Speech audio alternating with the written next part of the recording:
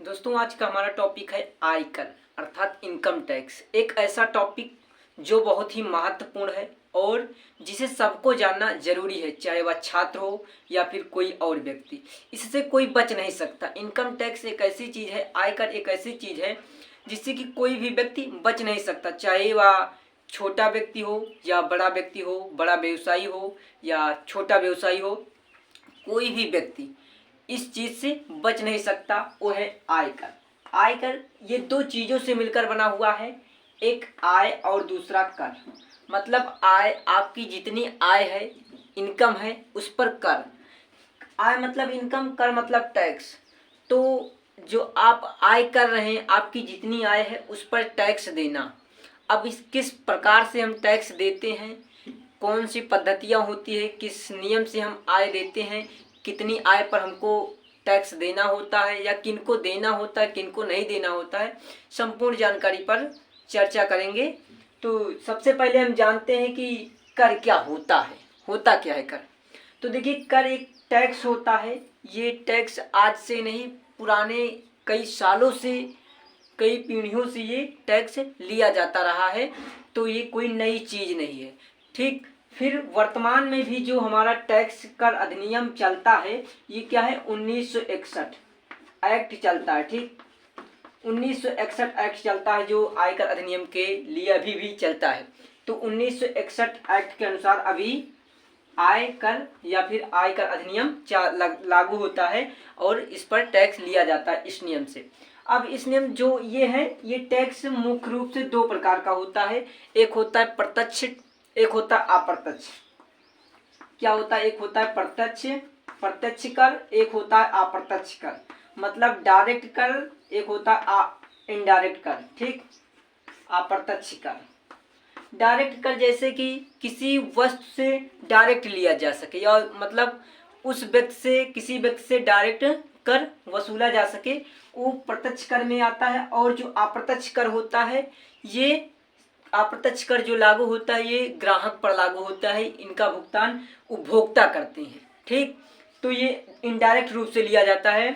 जैसे कि डायरेक्ट रूप से कोई व्यक्ति हो गया, मान लीजिए ये व्यक्ति है और इस व्यक्ति को डायरेक्ट कर कब देना होगा, जैसे कि इसकी आय मान लेते हैं हम कुछ इतनी समथिंग, ये इतना आय कर रहा है। ठीक, ये आय कर रहा है, तो इस आय पर क्या करेगा, ये टैक्स जो भरेगा वो भरेगा प्रत्यक्ष डायरेक्ट टैक्स। ठीक, डायरेक्ट टैक्स। लेकिन जैसे कि मान लीजिए एक कोई वस्तु है, क्या है, वस्तु, इस पर कोई टैक्स लग रहा है। तो जब ये वस्तु बनकर आती है, तो ये मान लीजिए होलसेल में आती है। क्या, होलसेल में, होलसेल जब होलसेल में इसकी बिक्री होती है, तो इसको जो खरीदता है वो इस पर टैक्स देता है, वस्तु के साथ, वस्तु के मूल्य के साथ टैक्स भी इसको देता है। जो एक कंपनी जो इसको बनाती है, क्या, जो जहाँ से इसका निर्माण होता है, जब उसको होलसेल में बेचा जाता है तो उसके साथ साथ मूल्य के साथ टैक्स भी पे किया जाता है। अब ये होलसेल क्या करता है, खुदरा फुटकर विक्रेता को देता है। अब फुटकर विक्रेता जो होता है, इसको भी टैक्स देना पड़ता है। अब जो ये होलसेल वाला टैक्स लिया रहता है, उस टैक्स को इसके ऊपर दे देता है, इससे वह टैक्स अदा कर ले लेता है। तो मतलब ये जान लीजिए कि ये जो होलसेल वाला होता है केवल कीमत देता है। क्या, कितना दिया, फिर कीमत, क्योंकि यहाँ पर जो उसने टैक्स पे किया था, इसको टैक्स पे किया था, वो इससे ले लेता है। और जो खुदरा होता है, ये क्या बेचता है, ये उपभोक्ता को देता है। क्या, उपभोक्ता को, अब उपभोक्ता को देता है। तो उपभोक्ता को जब मान लीजिए कोई वस्तु की कीमत 5 रुपए है, तो उसमें टैक्स ऐड करके लिया जाता है। ठीक, टैक्स ऐड कर दिया जाता है।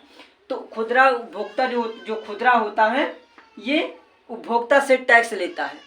तो जो ये टैक्स दिया रहता है यहाँ पर, ये उपभोक्ता से ले लेता है। तो इस प्रकार ये भी जो होता है, वो केवल वस्तु की कीमत ही चुकता करता है। लेकिन उपभोक्ता जो होता है, वस्तु की कीमत प्लस टैक्स दोनों को चुकता करता है। तो जो इनडायरेक्ट अप्रत्यक्ष कर होता है, वो उपभोक्ता चुकता करता है। लेकिन जो प्रत्यक्ष डायरेक्ट टैक्स होता है, वह सीधे उसी व्यक्ति को चुकता करना पड़ता है जिस व्यक्ति से वह संबंधित होता है। ठीक, तो ये होता है प्रत्यक्ष और अप्रत्यक्ष कर होता है, डायरेक्ट और इनडायरेक्ट टैक्स। प्रत्यक्ष कर जो सीधे उसी व्यक्ति से लिया जाता है जिस व्यक्ति से संबंधित हो, लेकिन अप्रत्यक्ष टैक्स जो होता है वह उपभोक्ता से लिया जाता है, उपभोक्ता ही उसे पे करता है, उपभोक्ता ही उसे देता है। तो ये टैक्स होता है। बात आती है कि इनकम कितनी रहेगी तो हमको टैक्स पे करना पड़ेगा। इनकम देखिए, क्या जो 5,000 कमाता है उसको भी इनकम टैक्स भरना पड़ेगा, 10,000 कमाता है उसको भी इनकम टैक्स भरना पड़ेगा, या 1,00,000 कमाता है उसको भी इनकम टैक्स भरना पड़ेगा। तो किनको इनकम टैक्स भरना पड़ेगा, अर्थात कितनी आय पे हमें इनकम टैक्स भरना पड़ेगा। तो इसका एक इनकम टैक्स एक्ट जो है एक नियम है, और उसी नियम के अनुसार टैक्स आपको पे करना पड़ता है। वह नियम जो है एक्ट जो है 1961। ठीक, तो अब इसके अनुसार कौन कौन सी आय होंगी, जिन आयों पर आपको टैक्स देना होता है उन पर जानेंगे। तो अब हमको जानना है कि कौन कौन सी आय होती हैं जिन पर हमें टैक्स पे करना होता है, उसको जानेंगे हम अगली वीडियो में। तो मिलते हैं अगली वीडियो में, तब तक के लिए आप सभी को धन्यवाद।